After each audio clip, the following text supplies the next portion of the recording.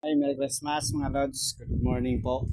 So yan, mag-vlog lang ako ngayon dito sa aking mini demo farm, no? So ipakita ko lang po sa inyo yung resulta, yung i-transfer nating mga mustasa, yung maliliit pa. Ngayon, pakita ko sa inyo kung gaano sila kalalaki, no? Ayan, no? Kita nyo na yan. Yung aking ginawang box na may scrap ng pinulik na pinag-anuhan ng ating mga panday, yung mga scrap. So ginawa kong pahabang box at nilagyan ng lupa. So itinanim natin dito yung mustasa. So ganito lang kasimple po gumawa ng demo farm. So try din natin yung nakikita natin sa YouTube na pagtanim ng kamatis sa ilalim ng ng mga plastic na no. Yan. Nakita nyo naman, no? Talagang totoo talaga siya na umaangat yung yung tanim na kamatis. So nakita nyo naman ang lalaki ng mga lods. Yan. So kahit sa sako po, nagtanim tayo ng sili. Ayan, no? So tapos yung aking mga okra, hinarbisan ko yan kanina. So may pang-ulam na naman tayo ngayon. So ano ba itong mga sinampay? So nakita nyo na yan mga lods. So, ayan, no? Yan, oh, grabe, oh, tataba. No, mga lods. Oh, kita nyo naman, oh, grabe tataba, oh. Mga isang linggo pa niyan, pwede nang harvestin. So meron din po pala akong papaya dyan sa ilalim. Ayan, papaya.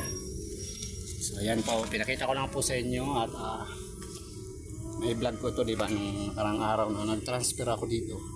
So yung mga paggawa ko nito, hindi ko pala sa inyo na ipakita, hindi ko na i-upload paano ako gumawa nito.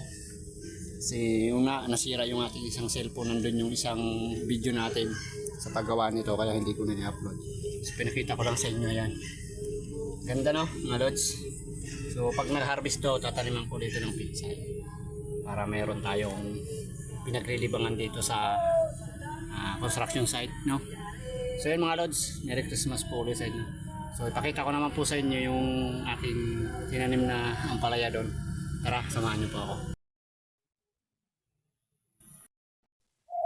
Meron ng baby kambing, dalawa.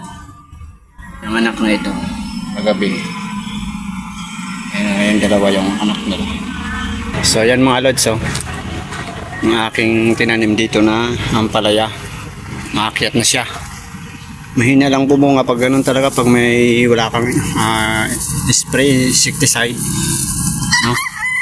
Ayan, oh. Yun yung bunga na niya mga lods. Ito yung pinagkabalahan ko nung isang araw. May video sana ako dito nung ginagawa ko to, kaso nasira nga yung ating cellphone, di ko na i-upload. Ayan mga lods, namubunga na. Pinapalutan ko po siya ng plastic kasi pag tinuturok ng yung bubuyog na maliliit, nabubulok siya. Dami na sanang binunga nito kaso ng bubuyog. Ayan, oh, may mga bunga na siya mga lods. Ayan pa, oh. Ayan.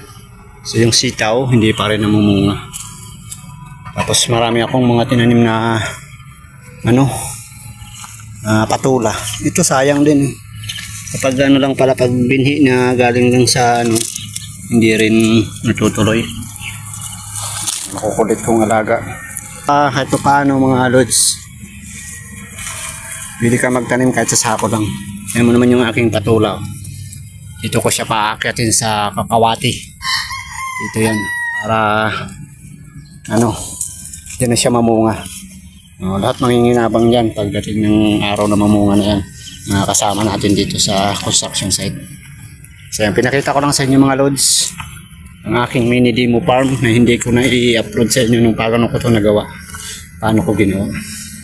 Yan, yung mga scrap na alambre, ginawa kong bagging, tsaka yung mga tansi ng mga luma, yan na rin yung ginawa ko. Yan. Lods, hanggang dito na lang ang aking vlog ngayong araw para sa update ko sa inyo sa aking mini demo farm. So sana may like and share at huwag kalimutan po mag-subscribe siyempre at pakipollow na rin sa ating Facebook. So yan, thank you so much and Merry Christmas po sa ating lahat. Yan po, God bless po.